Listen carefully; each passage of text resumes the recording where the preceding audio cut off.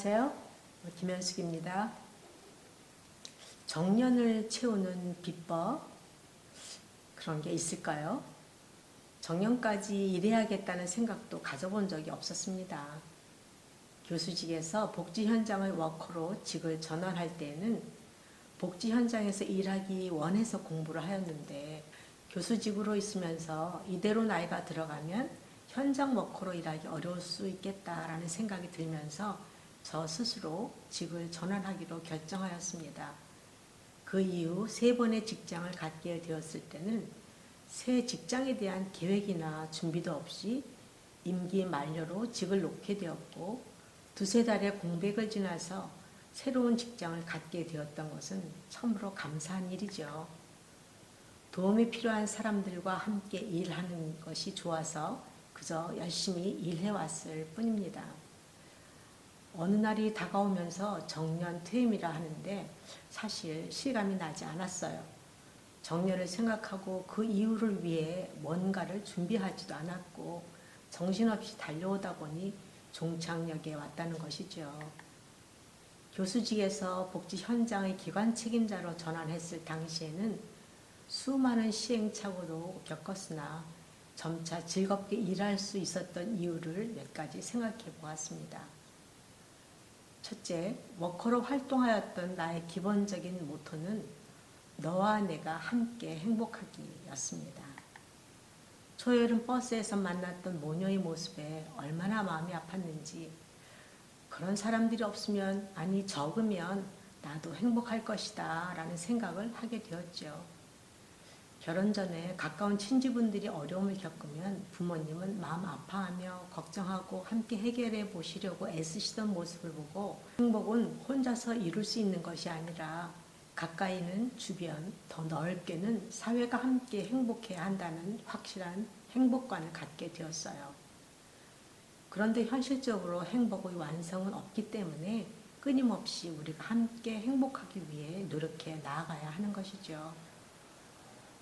끊임없이 변하는 사회 환경 속에서 결코 행복하지 않은 많은 집단 및 개개인들이 등장하게 되고, 그들의 행복 또한 나의 행복을 위해서 그들이 겪는 문제를 완화시키거나 해결하는 일은 워커들의 책무이므로, 그러한 책무를 수행하기 위해 활동하게 되고 보다 나은 방법과 보다 적잖은 활동들을 찾아 수행하다 보니 어느새 정년까지 왔던 것이죠.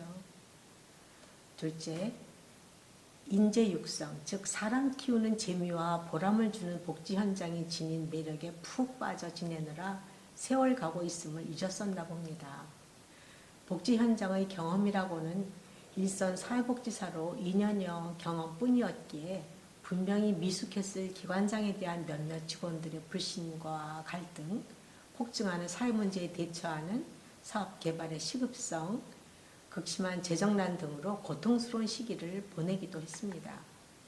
어느 기관에 있었든지 동료들과 함께 새로운 문제들에 대한 사업 개발과 실행으로 클라이언트 삶과 지역사회에 작은 빛을 비춰줄 수 있었던 기쁨과 보람은 힘들고 괴로웠던 시간들을 능히 덮을 수 있었습니다.